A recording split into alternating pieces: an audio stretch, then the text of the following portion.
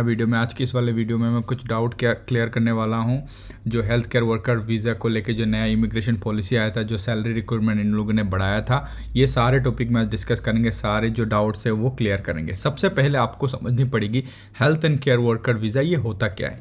तो सबसे पहले हम जाएंगे ओवरव्यू में। ओवरव्यू में आप जाते ही यहाँ पे आपको दिखेगा, सिंपल सी बात है। देखो, एलिजिबिलिटी क्राइटेरिया इन्होंने दे रखा है, to be qualified a doctor, nurse और हेल्थ केयर प्रोफेशनल और adult social care professional. So health professional में हम आते हैं रेडियोग्राफर, फिजियोथेरेपिस्ट, उसके बाद ओडीपी, ऑप्टोमेट्रिस्ट, ये सारे हेल्थ प्रोफेशनल में आते हैं। ठीक है। Work in eligible health and social care, आपको एक हॉस्पिटल में जॉब करने वाले ऐसा एक मतलब आप करते हो ऐसा होना चाहिए। Work in the UK employ has been approve by the home office, home office की अप्रूव करा हुआ हॉस्पिटल में काम करनी चाहिए। सर्टिफिकेट ऑफ स्पॉन्सरशिप आपको मिलना चाहिए जो जॉब के लिए आप ऑफर कर रहे हो। ठीक है। Minimum salary to be paid as much depend on your type of work you do. So ये eligibility criteria health care worker visa के लिए। ठीक है। सबसे पहले तो आपको जस्ट फॉर एग्जांपल एक फिजियोथेरेपिस्ट होना पड़ेगा। दूसरी चीज़, आप हेल्थ केयर सेटअप में काम करते हो ऐसा होना चाहिए। तीसरी जो एलिजिबिलिटी वो है कि जो भी हॉस्पिटल में आप अप्लाई कर रहे हो वो होम ऑफिस का अप्रूव्ड होना चाहिए। तो यहाँ पे जो मैक्सिमम हॉस्पिटल है, ये सारे कंपनीज है, सब होम ऑफिस के अप्रूव्ड होते हैं। कुछ होते हैं गलत भी होते हैं। और आपकी जो जिस हॉस्पिटल में आपने अप्लाई किया, जो जॉब आपको ऑफर कर रहे हैं, वो आपको सर्टिफिकेट ऑफ स्पॉन्सरशिप दे, ऐसा हॉस्पिटल होना चाहिए और आपको मिनिमम सैलरी मिलनी चाहिए। ठीक है। तो अभी रिसेंटली जो क्या कहते हैं इमिग्रेशन पॉलिसी चेंज हुआ था, जहाँ पे सैलरी की जो थ्रेशोल्ड था वो इंक्रीज़ करा इन्होंने। तो अभी रिसेंटली 4 अप्रैल को एक अपडेट आया है, उसके बाद मैं ये वीडियो बना रहा हूँ। आज 7 अप्रैल है, आज संडे का दिन है। आप देख सकते हो यहाँ पे, if will need meet different salary requirement, इस पे रेडियोग्राफर अभी तक नहीं डाला है उन्होंने। मतलब जो रेडियोग्राफर की पहले की जो सैलरी था 23,200 के ऊपर आपको अगर सैलरी मिलता है, किसी भी जॉब यूके में मिल रहा है, तो आप वीज़ा के लिए वीज़ा अप्लाई कर सकते हो, आप एलिजिबल हो।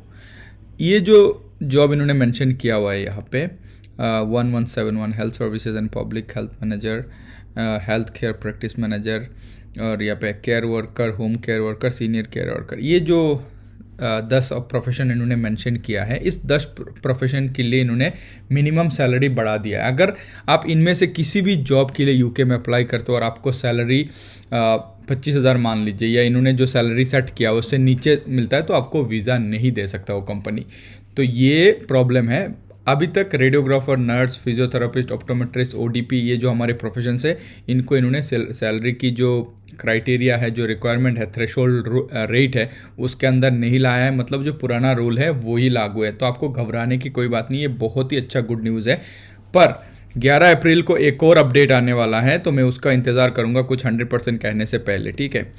तो ये जो जॉब है, इनके लिए सैलरी आपको एटलीस्ट, देखो, यूजुअली नीड टू पे 20,000 मिनिमम मिलना पड़ेगा आपको। 30,000 मान लीजिए, 30 यहाँ पे 33 तक भी बोला है इन्होंने। तो जो भी 30,000 मिलना पड़ेगा ये सारे प्रोफेशंस के लिए। ठीक है। इसमें अगर आप इसमें से आते हो तो आपको इतना सैलरी ऑफर अगर होता है तभी आप वीज़ा अप्लाई कर सकते हो। और अगर आप रेडियोग्राफर हो, नर्स हो, फिजियोथेरेपिस्ट हो, ओडीपी हो, ऑप्टोमेट्रिस्ट हो, तो आपको घबराने की कोई टेंशन नहीं है। जो पुराना रूल है वही लागू है। ठीक है। अब हो गया ये हमारा सैलरी रिक्वायरमेंट। ठीक है।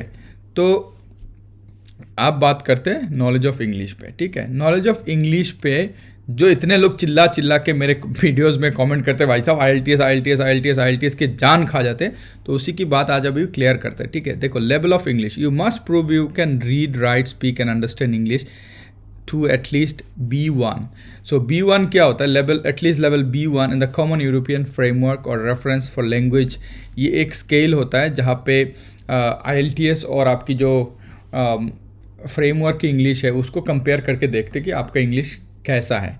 ठीक है। ये टेस्ट करने के लिए इनके पास आइदर आपको ये तीनों में से एक करना पड़ेगा। Passing a secure English language test, या तो आपको IELTS, या तो TOEFL, या तो OET, ये तीनों में से एक एग्ज़ाम पास करनी पड़ेगी, या फिर having a GCSE A level Scottish national, ये तो यहाँ के लोगों के लिए हो गया। ये देखो, ये बहुत इंटरेस्टिंग है। Having a degree level academic qualification that has taught in English if you studied abroad, you will need to apply through ACTIS, formerly UK NERIC, for confirmation that your qualification is equivalent to a UK bachelor degree, master degree or PhD।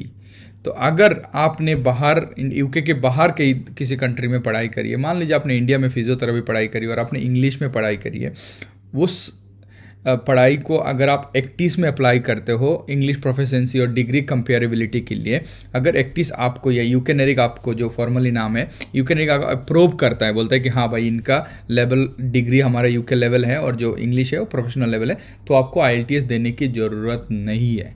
हालांकि याद रखना एक्टिस को apply करने के लिए 14-15 हज़ार रुपये लगते हैं, IELTS देने के लिए भी 10 से 12 हज़ार रुपये लगते हैं इंडिया में। तो आप चूज़ कर लेना कौन सा आपको अच्छा रहेगा, ठीक है। You do not need to prove your their language of English. तो आपको इन कंट्री में से अगर आप है तो आपको इंग्लिश टेस्ट देने की ज़रूरत नहीं है। बाकी किसी भी कंट्री में से अगर आप है तो आपको इंग्लिश की टेस्ट देनी पड़ेगी, अगर आपने ये वाला फॉलो नहीं किया है तो ये नंबर 3 वाला पॉइंट, ठीक है। क्लियर हो गया IELTS की बात सारे।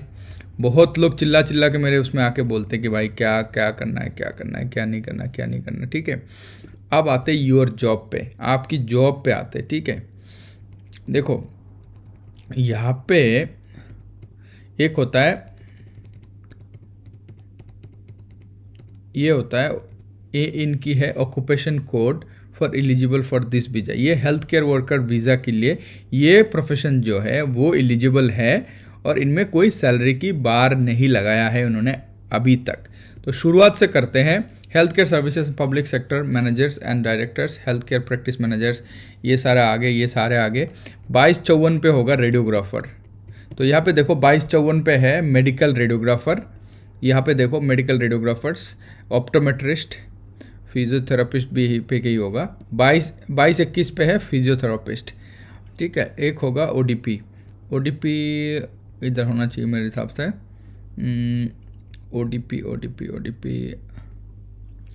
ODP भी इधर हेल्थ केयर किसी क्राइटेरिया में आएगा, ठीक है।